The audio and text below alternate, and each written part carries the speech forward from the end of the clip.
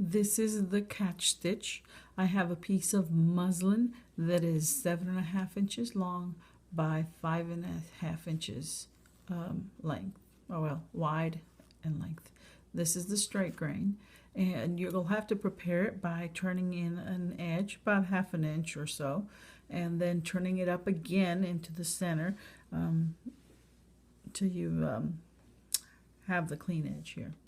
And we're going to start by, we're actually going to, if you're right-handed, you're going to keep your needle as if you're sewing to the left, but your motion will actually be going to the right. If you're left-handed, you're going to start on the right side and sew to the left. So you'll have to go this way.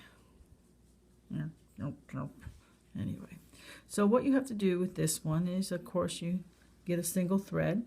You're going to hide your knot underneath the layer here. And you could pretty much count that as your first stitch. And we're not trying to really hide anything on the other side, because we would say that this was our front side. But we're going to have take a small stitch, and we're going to come behind it and on the bottom layer, on this folded layer, we're going to take a horizontal stitch again. So notice that my needle is always pointing in the direction to the left, but my sewing action is going to the right. So I'm going to move over about a 1/4 inch or so and take another diagonal stitch.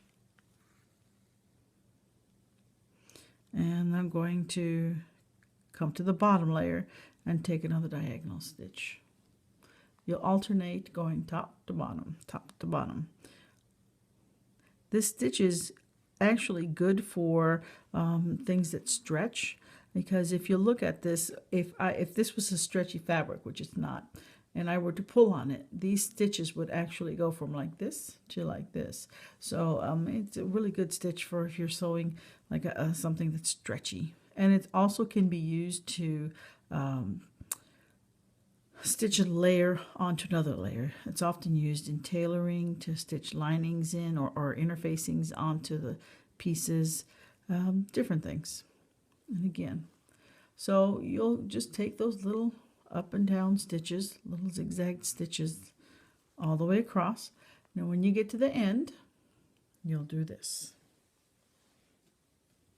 Okay, you've sewn all the way through. Take another stitch,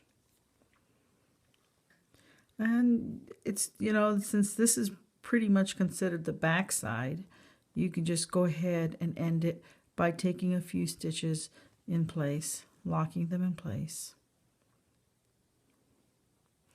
as we always do, tacking it till it's done. And if you feel like doing that little stick through the loop thing, you can do that too. And that's it. And cut off the thread and you're done.